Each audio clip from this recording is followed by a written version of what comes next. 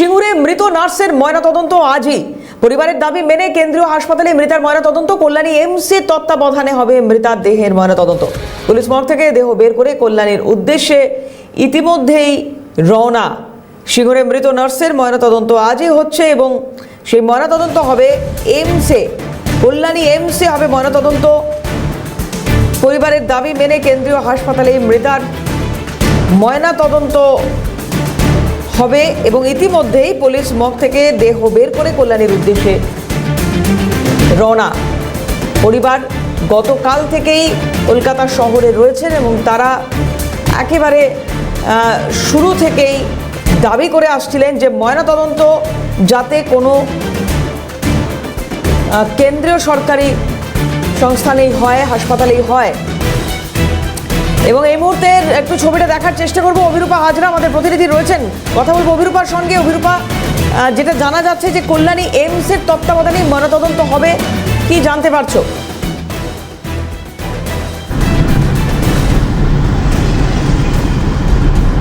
দেখো, যেহেতু ওই মৃতার মা বাবার পরিবারের দাবি ছিল যে কল্যাণী এমসেই তারা ময়নাতদন্ত করতে চাইছেন, তার কারণ তারা রাজ্য সরকারি হাসপাতালে ময়নাতদন্ত করতে চাইছেন না।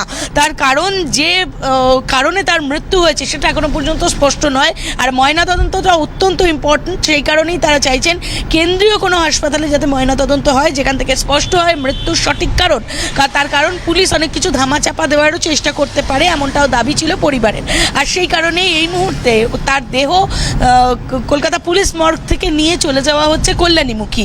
এবং কল্যাণীমুখী হওয়ার অন্যতম প্রধান কারণ হচ্ছে ওখানকার কেন্দ্রীয় হাসপাতালে তারা ময়নাতদন্ত করতে চান এবং ময়নাতদন্তের পরই স্পষ্ট হবে আদতে যে তার শরীরে কোনো আঘাতের চিহ্ন রয়েছে কিনা, তার মৃত্যুর সঠিক কারণ কি সেটা স্পষ্ট হবে মা বাবার কাছে বা পরিবারের কাছে। সেই কারণে পরিবারের আবেদনের ভিত্তিতে সিঙ্গুর থানার পুলিশ এবং কলকাতা পুলিশ তারা যোগাযোগ করে কল্যাণী এমসের সাথে। এবং কল্যাণী এমসের পক্ষ থেকে জানানো হয়েছে যেহেতু তারা এই মুহূর্তে নতুন হাসপাতাল, সেই জন্য তারা জেএনএমে, যেহেতু তাদের এই ময়নাতদন্ত প্রক্রিয়াকরণ এখনো শুরু হয়নি তাদের হাসপাতালে, জেএনএম হাসপাতালে তারা করেন এই ধরনের ময়নাতদন্তের কাজ। সেরকম মতোই আপাতত সেরকমটাই সিট রয়েছে। আপাতত কল্যাণীমুখী হয়েছেন পরিবারের লোকজন ওই মৃতদেহ নিয়ে, এবং তারপর সেখানে গিয়ে ডিসাইড হবে যে তারা কোথায় ময়নাতদন্ত করবেন। আদতে সরকারি কোনো হাসপাতালের প্রতি ভরসা রাখতে পারছে না পরিবার, আর তাই এই সরকারি হাসপাতাল এড়িয়ে কেন্দ্রীয় সরকারি হাসপাতালে ময়নাতদন্তের জন্য দেহ নিয়ে সকালই বেরিয়ে পড়েছে পরিবার। কালকে যথেষ্ট জটিলতা তৈরি হয়েছিল, একটা উত্তেজক পরিস্থিতিও তৈরি হয়েছিল মেডিকেলের সামনে, আমরা দেখেছিলাম সেই ছবি। আজকে যখন দেহ বার করে নিয়ে যাওয়া হচ্ছে সেই সময় ছবিটা কি ছিল অভিরূপা?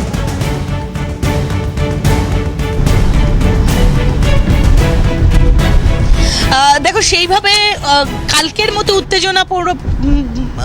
উত্তেজনার মতো কিছু তৈরি হয়নি, তবে পরিবারের পক্ষ থেকে বারবার অনুরোধ করা হচ্ছিল যাতে তাড়াতাড়ি নিয়ে যাওয়া হয়। তার কারণ বডি ডিসপোজ হওয়ার চেষ্টা হচ্ছে, কারণ পচন ধরে যাওয়ার একটা সম্ভাবনা রয়েছে। তাছাড়াও এতটা রাস্তা নিয়ে যাওয়া হবে, তাছাড়াও গতকাল সারা রাত পুলিশ মর্গে পড়েছিল দেহ, এবং সেই কারণে যাতে কোনো রকমভাবে এভিডেন্স নষ্ট না হয়ে যায় সেই জন্য পরিবারের পক্ষ থেকে চেষ্টা করা হচ্ছিল যত তাড়াতাড়ি সম্ভব তারা যাতে বডি বের করে নিয়ে যেতে পারে এবং কল্যাণীমুখী তারা হতে পারেন সেজন্য ব্যবস্থা করা হচ্ছিল, এবং সেই ব্যবস্থা মোতাবেকই ব্যবস্থা করা হয়েছে। এবং পরিবারের লোকজন যারা ছিলেন তারা যত তাড়াতাড়ি সম্ভব এই দেহ নিয়ে বেরিয়ে যাওয়ার চেষ্টা করেছেন।